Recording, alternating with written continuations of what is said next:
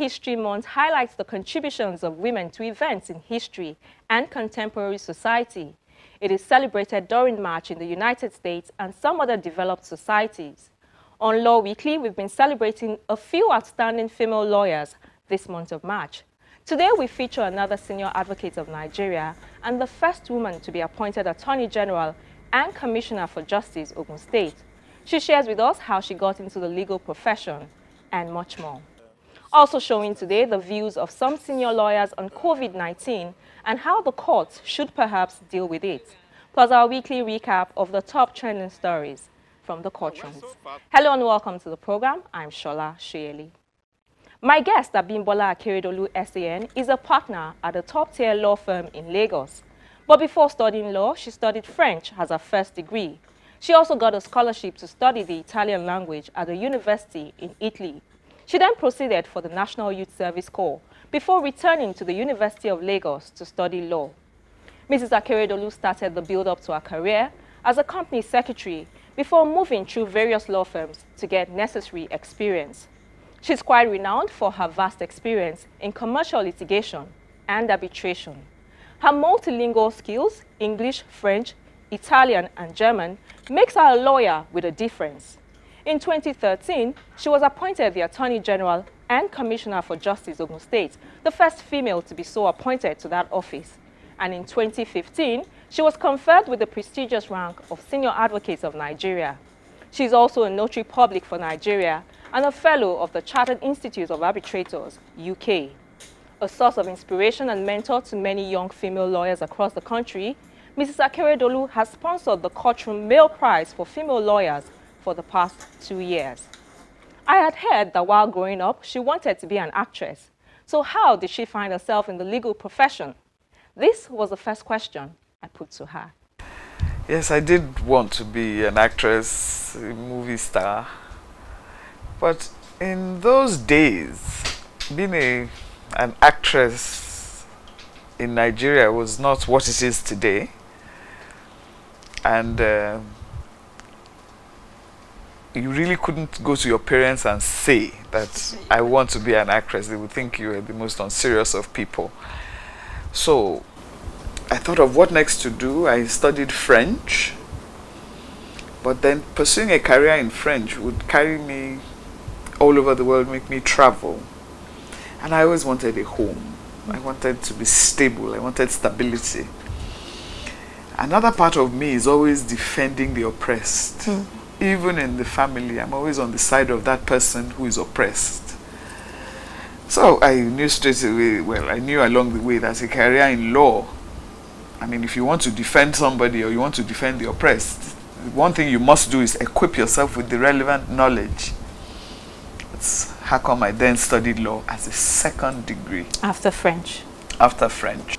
I'm wondering, did you ever consider a career on the bench? Many times. I mean, I would finish arguing a case in court and lawyers, colleagues would come up to me and say, wow, you argue so well, you should be a judge. I've had judges with whom I have become friends say to me, come and be a judge. We're looking for people like you. But I recognize that it's very easy to get carried away with the way people bow to judges and people say, my lord, and all the respect that is given to them. So it's very easy to get carried away, but it's a very tough job. And I recognize that I don't have the necessary temperament to be a judge. But I then did ask God that everybody is saying to me, come and be a judge. God, if you want me to be a judge, make it happen. I want to be a senior advocate of Nigeria. I want to be a very good lawyer. And after I prayed that prayer, it was clear to me that God wanted me to be a lawyer, a senior advocate of Nigeria. Yes. But what are your thoughts, though, on SANs being appointed to the Supreme Court? I think if we had a truly democratic process, it would not be a bad thing. It would bring a different variety of thought to the Supreme Court. It would, for diversity, creativity, I think it wouldn't have been a bad thing to allow senior advocates who are interested to go there. Now, I'm aware that we have a lot of female judges, many of whom have risen to become chief judges of their state. I interviewed Mayor SAN last week on this show, and she said that we have only 23 female senior advocates, alive and dead, out of about a total number of 548 senior advocates. What have you identified as, you know, the challenges for women to climb and take silk like you have done? How many female warriors are you aware of in history? We say Queen Amina, we say Moremi. 2, if you could really engage in deep thinking and research, you'll probably find 5. If you find at all, you'll find 10. Not much. Men, if I ask you for how many male warriors there are, and I've said this before, that nature in the prehistoric time, or from the beginning of mankind, nature has given woman the homemaker role. By virtue of her nature, she's the childbearer. So nature naturally gave her that role. But over time, she came out of the house. While she was in the house, the male was on the field. He went hunting, he went on war expeditions. The woman stayed at home. So those traditional roles, you need to break out of them.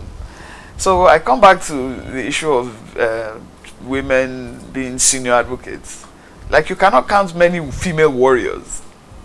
That is the same kind of thing. And because litigation, which is what you need to do to become a senior advocate, litigation is war. It's a legal war. It's warfare. If you are going to exceed, you have to excel in litigation to become a senior advocate. You have engaged in many wars, many legal battles. So, and a lot of women are not disposed to battling, fighting. So that explains, I mean, so apart from the historic rule, there's also the women are generally peaceful.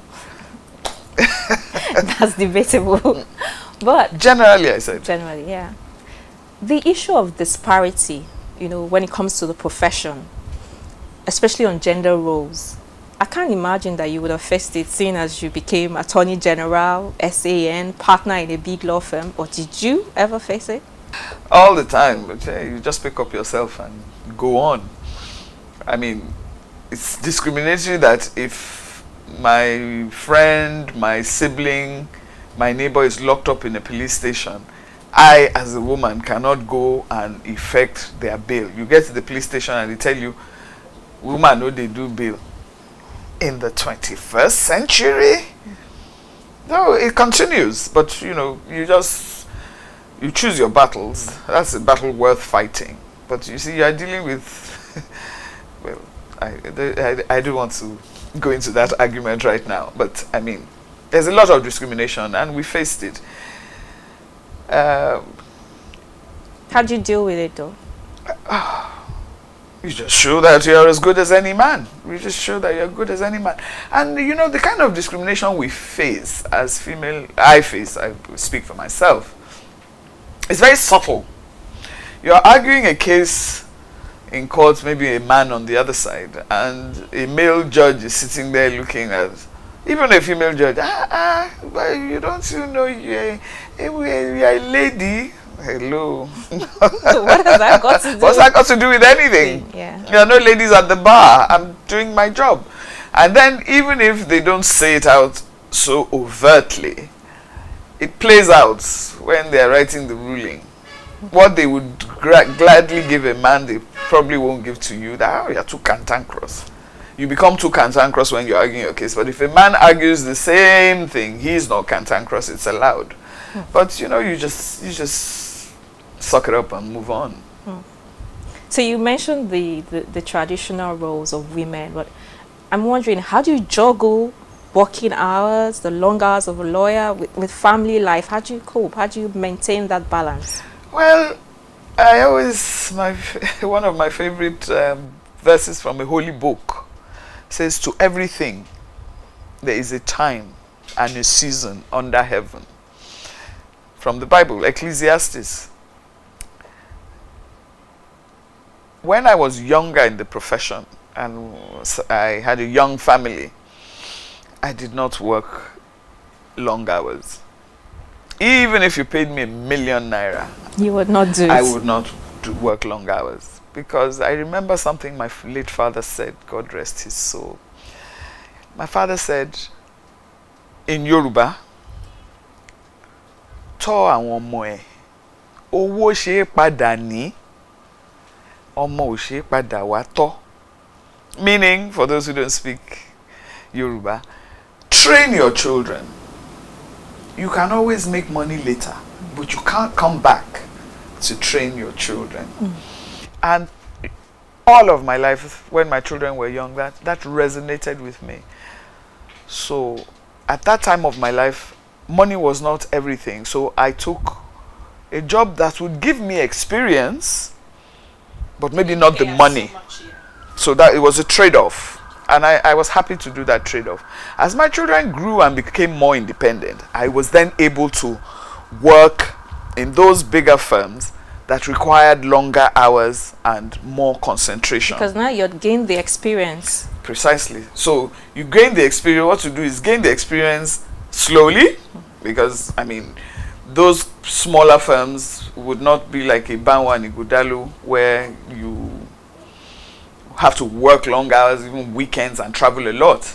In those days, I wouldn't, for all the tea in China, take those kind of jobs. But now my children are older. I work here till 2 a.m. sometimes. I come to the office, or I work at home over the weekend. It's fine. I think no child is suffering lack of attention from me.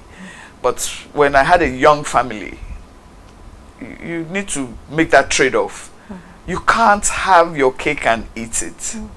But do you think, though, that there are areas in the Constitution, because what you've just explained to us, a lot of women complain about how, you know, balancing things affects their rise to the top. And some even say that, oh, there are gender disparities and issues like that. So I'm wondering, are there areas in the Constitution that could be amended to allow women thrive more and give them space? I wouldn't go as far as the Constitution. There are some countries, for instance, in corporate governance circles, in some countries, they have in their corporate governance directives or dictates that a board must comprise a certain percentage of women. So those jurisdictions have already made provisions for it.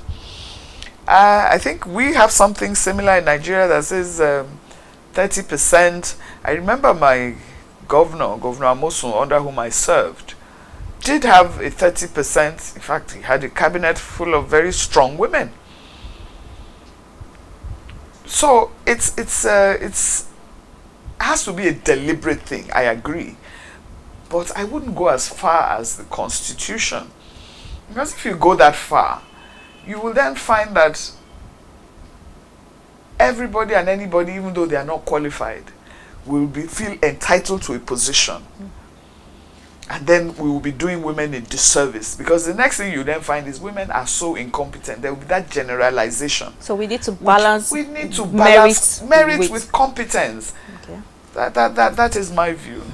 I know that there are a lot of younger people who look up to you, who want to be like you, who want to attain the peak of the profession such as you have. What advice would you give to them? Well, I thank you for your kind compliment and those who look up to me, but can I say to them that I am not the standard? Please, you must do better than what I've done. There's so much more that could have been achieved.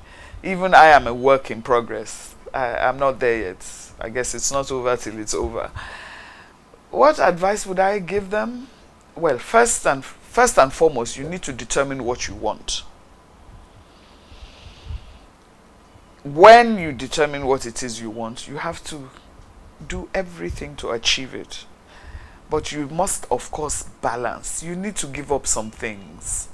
Like in the years when I was growing in the profession, I gave up social activities.